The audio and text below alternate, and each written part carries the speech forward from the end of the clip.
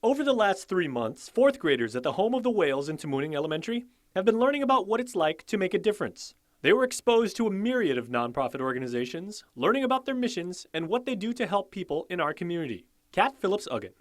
If they couldn't actually meet with an organization like the Salvation Army or Erica's House, some kids just did their own part that they could for like cleaning up EPAL Beach and actually took a day with their family to do something like that.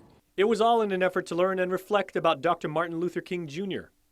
They even produced a musical focusing on what Dr. King was like at their age. Rosemary Edquilani. And the things that he had to live through as a kid. And so they learned about how it feels like to be hurt because of what you look like. But the idea is, so what? Don't make it change you into somebody bad. Take it and make a difference in the world.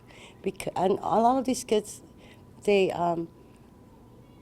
related to that because they don't all have an easy life.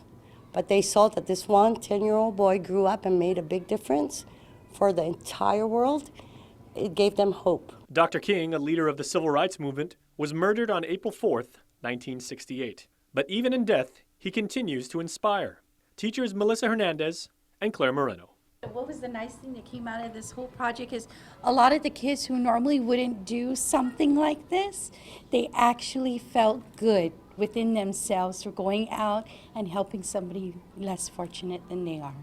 And that was a nice thing. From donating clothes to, canned goods, and just going out and cleaning their neighborhood, their apartment complexes. I mean, wow. One lesson that they learn about Martin Luther King is that there is always a way for them to settle conflict peacefully, because it always happens here. Boys fight, girls fight, but we learn that we can always settle arguments and conflict peacefully, just like what Martin Luther King did.